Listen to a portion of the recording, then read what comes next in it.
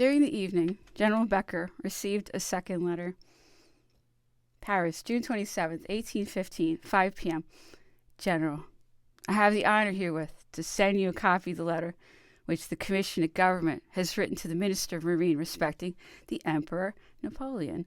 The perusal of this letter, General, will show you that it is of the highest importance to the well-being of the state and to the personal safety of His Majesty, that you should not separate him as long as he remains in the roads of the Isle d'Aix, which will be till the arrival of a passport.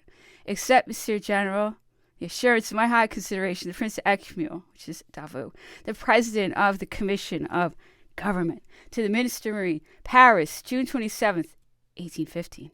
Duke, the Commission begs to remind you of the instructions transmitted to you an hour ago, and that the decree must be executed as it was adopted by the committee yesterday's, namely that Napoleon Bonaparte shall remain in the roads of the Isle of Aix till the arrival of passports. It is important to the well-being of the state, which should not be indifferent to him, that he should remain till his fate and that of his family have been definitively regulated. Every means will be employed in order to terminate this negotiation in a manner satisfactory to the Emperor.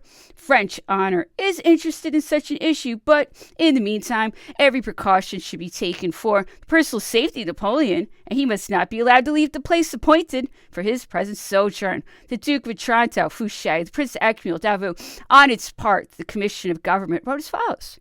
To General Becker, Paris, June 28th, 1815. The Commission herewith transmits you a copy of the new instructions given to the Minister of Marine. As far as you are concerned, it will be your duty entirely to conform to these new arrangements and to the preceding instructions which you have received from the Minister of War respecting the departure and personal security of Napoleon, Duke of Otranto, Carnot, Caulaincourt, Duke of Vicenza, Count Grenier, Quinet. We direct special attention to the name of Caulaincourt, which the Emperor would have been extremely astonished to see subscribed to a letter in which he was called Napoleon. If anything could have astonished the former exile of Elba and the future exile of St. Helena, this was followed by a copy of the instructions given by the Commission to the Minister of Marine, to the Duc de Cray, Paris, June 28th, 1815. Long delays have taken place since the time in which the request of a safe conduct for Napoleon was made, and the present circumstances being calculated to excite some fears for his personal safety, we have determined to consider Article 5 of our decree of the 26th is not passed. In consequence of this, the frigates shall be placed at the disposal of Napoleon. No obstacle to his embarkation any longer exists. The interest of the state and of his own imperatively require his departure as soon as you shall have notified to him your determination. Count Merlin is appointed to join you in this mission. Carnot, notwithstanding all these letters, the Emperor obstinately persevered in remaining at Malmaison, and we began to entertain good hopes of the results of this mute resistance to the orders of the provisional government. Government itself became alarmed, and on the 27th, General Becker received orders to return to Paris.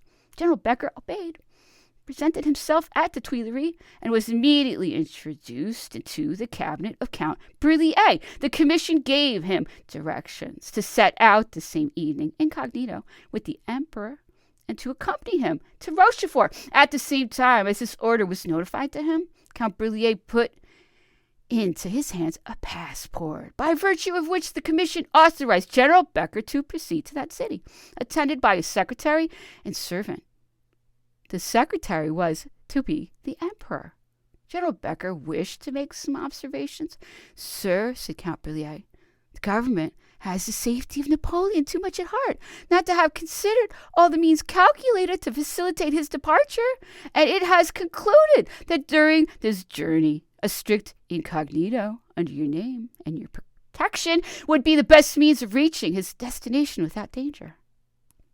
We reduce here this precious document, drawn up entirely by the hand of the Minister of State, to the bottom of which he attached his seal in red wax. The Commission of Government hereby commands all officers, civil and military, to give free passage to Lieutenant General Count Becker, member of the Chamber of Deputies, traveling to Rochefort, accompanied by a secretary and one servant.